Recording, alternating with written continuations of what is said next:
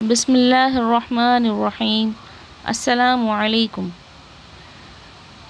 امید کرتی ہوں آپ سب خیر و عافیت کے ساتھ ہوں گے اور اللہ تعالیٰ کے فضل سے آپ سب جو ہے وہ سارا کام کر بھی رہے ہوں گے۔ تو آج ہم اسی پڑھائی کے سلسلے کو آگے بڑھاتے ہیں۔ تو ہم آج اپنے ساتھ اسلامی لیکچر کے ساتھ اسلامیت کے 7ویں لیکچر کے ساتھ میں آپ سے مخاطب ہوں۔ اسلامیت کے 7واں لیکچر مطالعہ اسلام میں ہم 3 سبق پڑھ چکے ہیں الحمدللہ۔ اب چوتھے سبق آج جو ہے وہ نماز جنازہ اور اس کی اہمیت۔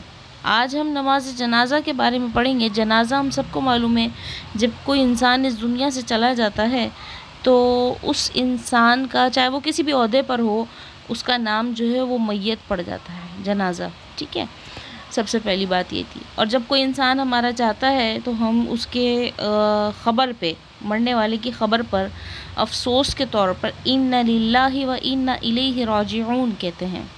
یہ ہم سب کو جو ہے وہ ایک شرعی طور پر ہمیں یہ اللہ تعالیٰ کے نبی کے ذریعے ہمیں یہ تعلیم پہنچی کہ جب کوئی انسان اس دنیا سے جاتا ہے تو ہم اس کے غم میں جو ہے اِنَّ لِلَّهِ وَإِنَّ إِلَيْهِ راجعون کہ بے شک ہم اللہ کے لیے اور ہمیں اللہ ہی کی طرف لوٹ کر جانا ہے۔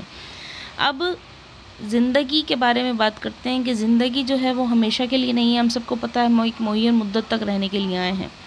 ایک معین مدت تک رہنے کے بعد ہم سب کو اللہ تعالیٰ کے حضور واپس جانا ہے اور وہاں اس دنیا میں گزارے ہوئے سارے اعمال کا حساب دینا ہے۔ زندگی جو ہے وہ ایک امانت ہے، اللہ کی عارضی چیز ہے۔ ہر شخص کو ایک مقررہ مدت کے بعد اپنے رب کے پاس چلے جانا ہے۔ اللہ کا ارشاد ہے کل نفس ذائقۃ الموت، یعنی ہر نفس کو ذائقہ موت کا چکھنا ہے۔ اب موت کا ذائقہ سورہ آل عمران کی آیت ہے کہ اللہ تعالیٰ نے انسان کو تمام مخلوقات میں سب سے زیادہ محترم بنایا۔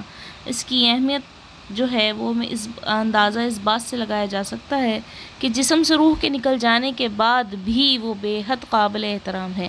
مطلب انسان کے جسم سے روح نکل جاتی ہے لیکن اس کا جسم بھی قابل احترام ہے۔ وفات کے بعد پورے ادب سے اس کی تجہیز و تکفین کی جاتی ہے اور نماز جنازہ ادا کی جاتی ہے۔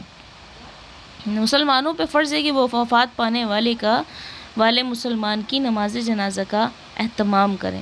اچھا، اب یہاں ہمیں آگے بات بتائی گئی کہ نماز جنازہ پڑھنے سے پہلے کچھ ضروری کام میت کے لیے ہم سب کو پتہ ہے وہ کیے جاتے ہیں۔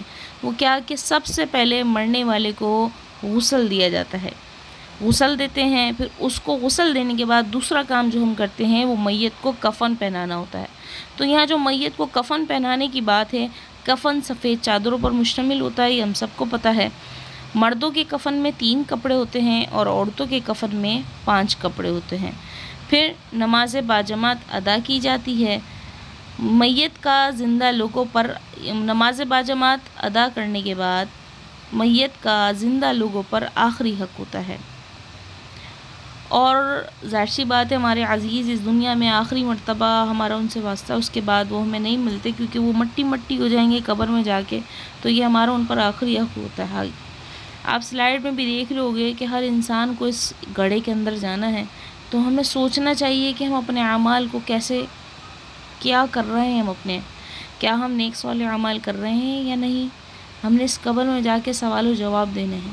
آپ اس سلائیڈ میں دیکھ سکتے ہو قبرستان کی ایک تصویر میں نے لی۔ اس کے اندر قبرستان، یعنی یہ لوگ پہلے زندہ تھے، زمین کے اوپر تھے، انہوں نے خوب اپنے اعمال کیے، اچھے بھی کیے برے بھی کیے، کچھ ایسے تھے بہت اچھے کیے انہوں نے، تو آج یہ سارے زمین کے اندر ہیں جیسے کبھی دنیا میں آئے ہی نہیں تھے۔ تو جس طرح سے یہ سب بھولی بسری کہانی ہو گئے، ایک یاد بن گئے، اسی طریقے سے ہم بھی گزری ہوئی بھولی بسری کہانی بن جائیں گے۔ تو پھر جب یہ زندگی امانت ہے اللہ کی، تو اس کو اللہ کے دیے ہوئے اللہ اور اس کے رسول کے دیے ہوئے طریقے کے مطابق ہمیں گزارنا چاہیے تاکہ ہم اللہ تعالیٰ کے آگے اور اس کے رسول کے آگے سرخرو ہو سکیں۔ امید کرتی ہوں میرے طالب علم جتنی بھی طالبات ہیں وہ تمام جو ہیں وہ سب اسباق کو اچھی طریقے سے سنتی ہوں گی اور اس کا کام بھی وہ ہے الحمدللہ کر رہی ہوں گی۔ اور آپ لوگوں سے ایک اور اچھی امید ہے میری کہ آپ سب اس کی تیاری بھی کر رہی ہوں گی۔ تو انشاءاللہ تعالی عزیز اگست میں آپ سب کو ٹیسٹ شیٹ دی جائے گی آپ اس کی اچھی سے اچھی تیاری کیجیے گا۔ اللہ تعالیٰ آپ سب کا حامی و ناصر ہو۔ اللہ حافظ، فی امان اللہ۔